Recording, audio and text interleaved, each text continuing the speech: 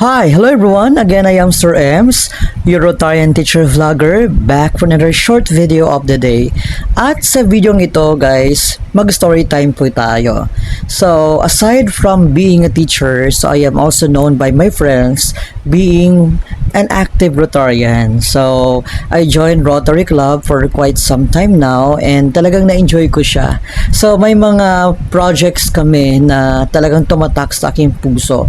And dahil sa busy schedule, hindi ko siya na-upload agad-agad at dahil ngayon ay may free time na po tayo, balikan natin ang isa sa proyekto na talagang tumagos sa aking puso. Although lahat naman ng projects ng Rotary Club ay meaningful, remarkable, and impactful, pero may isang proyekto talaga na pag naalala ko siya, talagang natiteary-eyed ako. Siguro dahil malapit sa akin ang proyektong ito. Ano nga ba ang aking tinutukoy? Ito yung House of Somang. Ang House of Somang, ito yung aming project na Project Care 2.0. So, bakit 2.0? Kasi nga, pangalawang beses ko na itong kumbaga nasamahan na proyekto. So every December ginagawa namin and for second time around ay naka-join ako sa Project Care 2.0. And isa sa pinaka-memorable kasi nga konting background lang, ang House of Somang ay House of Elderly or sa ating mga lolo't lola. So in our term, home for the aged.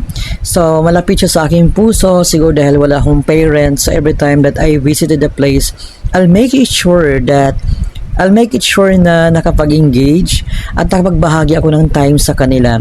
And I am very grateful kasi through Rotary Club, nakapagbigay tayo ng kaunting blessings. So, hindi man masyadong malaki or masyadong marami, but I think the presence is, I think it's enough or isa sa malaking part doon sa pag-visit sa place. Kasi when you were there, visiting a place, parang ma-feel din nila na talagang mayroon silang kasama.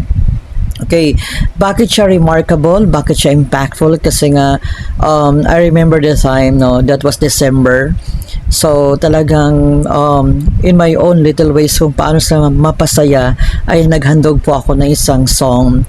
And the song that I sang with them is the although marami naman sila, but of course yung aking pinaka-favorite Christmas song ay Perfect Christmas. So may kurot kasi yon, so parang it has a deeper meaning to me, and every time that I sing that song ay talagang naalala ko na kahit paano I'm closer with my papa and mama, no. So though wala na sila, but I guess through that activity I was able to tell a story or to send a message how grateful I am, how blessed I am that naging parent ko sila.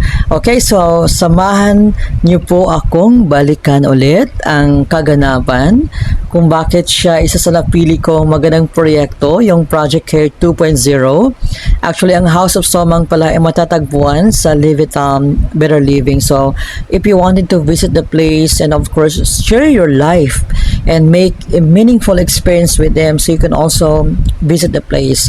And para ninyo ma-feel kung ano nangyayari doon, so balikan natin ulit ang ating video. But again guys, in this video, so makita natin or ma-observe natin na ang dami nating mga blurred or something like tinatakpan natin kasi nga of course you have to observe the privacy, so Data Privacy Act, and of course we don't want that their faces will be also shown in the social media. So may mga counting or slight na mga instances na nahagip, but I think that's not intentional.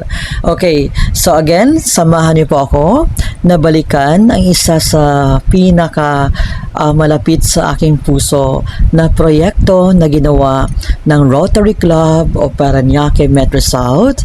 So under sa panguna ng Unite for Good President Restituta Matienzo or Pres Resti, and of course with the rest of the RCPMS members. So, thank you RCPMS members sa lahat ng mga nagbahagi at mga non-Rotarians at mga partners, NGOs to make this project is success. So again guys, tara balikan natin ang Project Care 2.0. Tara, panoorin natin ulit. So, let's watch this.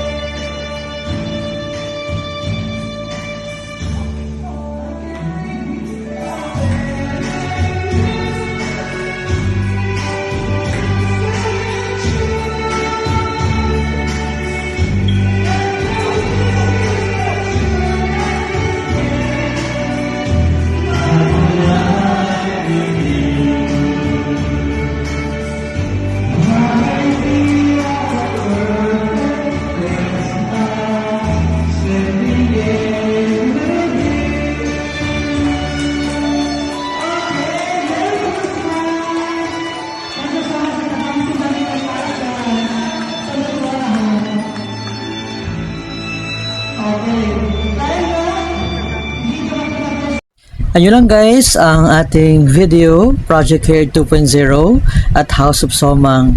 Thank you sa panonood at salamat. See you in my next vlog. Bye!